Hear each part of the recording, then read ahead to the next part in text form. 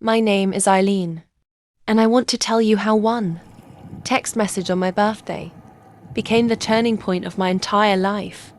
Not because of what it said, but because of everything it revealed.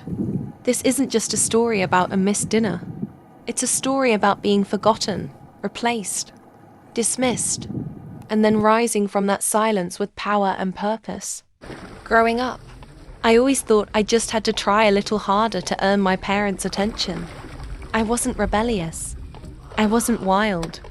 I was the quiet one, the helper, the peacekeeper, the one who cleaned up after family dinners without being asked, the one who remembered every birthday, every anniversary, every little detail about everyone except myself.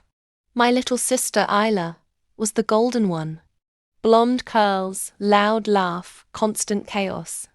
She had tantrums, and somehow those tantrums were considered passion. She made messes, and they called it creativity. When she wanted something, my parents jumped.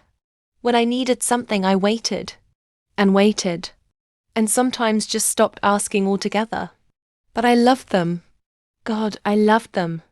I kept telling myself that one day they'd see me too. Maybe when I got into college. Maybe when I landed my first job. Maybe when I bought my own car. I thought milestones would earn their recognition. But each time, Isla did something smaller and got louder applause. Still, I kept going, kept loving, kept showing up.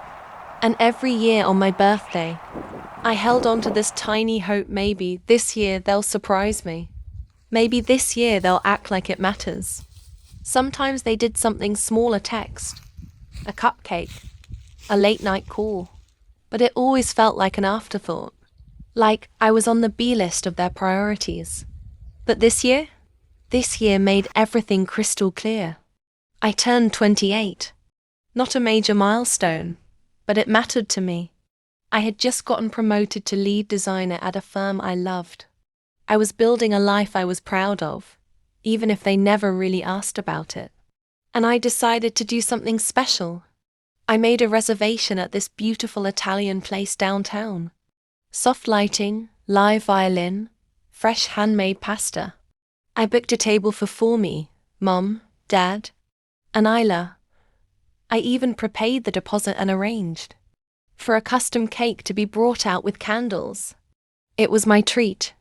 I didn't want gifts. I just wanted time. Together. I sent the message in the family group chat 5 days before. No one responded. 2 days later, I followed up. Nothing. The day before, I called Mom. She didn't answer. But I still got dressed. I curled my hair, put on my favorite burgundy dress, and showed up at the restaurant 10 minutes early, heart pounding with anticipation. And then, at 6:48 p.m., 12 minutes before dinner, I got the text. Sorry, sweetheart. We're going to have to miss dinner. Isla has a big internship meeting, and we have to help her prepare. Hope you understand. We'll catch up another time. Love you. My hands trembled. Not because they cancelled, but because they didn't even pretend to feel guilty. Because once again, Isla's moment mattered more. My birthday was a disposable event on their calendar, a footnote in their day. They didn't forget. They just didn't care. I stared at that message for a long time. My table sat empty. The cake was still brought out 3 candles, flickering in the soft restaurant light. The server looked uncomfortable when he asked if anyone else was joining me.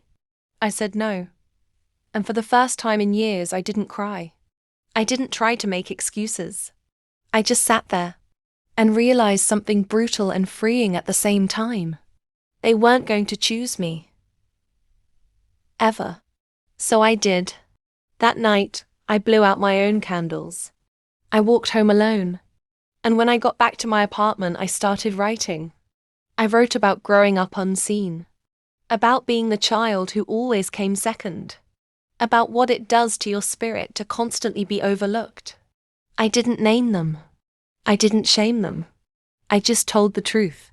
The post went viral. Thousands of women commented, shared, cried, Some messaged me privately to say I thought I was the only one. And suddenly, I wasn't just a forgotten daughter. I was a voice for every woman who had ever sat at her own birthday table alone. That was the beginning. I started a podcast called The Second Daughter. I interviewed women like me, quiet ones, strong ones, the invisible ones. I found strength in their stories, and they found something in mine. I got invited to speak at events, collaborate with wellness brands, write a book. My face ended up on magazine features I never thought I'd read, let alone be in. And then, one day I got another message from Isla. Mom and Dad are upset. They think you've turned cold. They say you're different. Can we talk? Cold? No, I wasn't cold. I was done. I didn't reply. Instead, I poured my truth into my work. Every woman who watched, who listened, who read my story, she became part of this invisible army of daughters who were finally saying, I'm not asking for scraps anymore. Months later, I was invited to speak at a massive women's empowerment conference in the city. Thousands of attendees, packed seats, and as I walked onto that stage, I scanned the crowd. There they were, my parents, Isla, sitting in the front row. They looked older, smaller, uncomfortable, and I didn't look away. I told my story, fully, honestly, without hesitation. I spoke about the pain of emotional neglect, about the wounds caused not by absence, but by presence that felt conditional. I spoke about the night I turned 28 and blew out my candles alone. I didn't accuse. I didn't scream. I just told the truth and let the silence in the room speak the rest. When I stepped off stage, the applause was thunder. They didn't come up to me afterward. They just slipped out quietly. And that was enough. I haven't heard from them since. And I don't hate them. I just don't need them to validate me anymore. Because here's what I've learned. Some families teach you how to love. Others teach you how to survive. But you can choose to love yourself better than anyone else ever did. So to anyone watching this, if you've ever been told you're not a priority, if they forgot your birthday, if they made you feel like your big moments were too much or not important, if you're always the one giving while they barely even notice when you disappear, let this story be your reminder. You are not invisible. You are not too sensitive. You are not hard to love. You are enough, as you are, right now. Subscribe to my channel for more stories like this, and if this video resonated with you, please like it and share it with someone who needs to hear these words today. Because somewhere out there is another girl blowing out candles by herself. Let's make sure she knows. She's not alone. Moral of the story. When people show you they don't value you, believe them. But don't let that define you. Sometimes the most beautiful revenge is building a life so full of love, peace, and purpose that the people who once overlooked, you have to sit back and watch you shine. Don't wait to be chosen. Choose yourself. Always.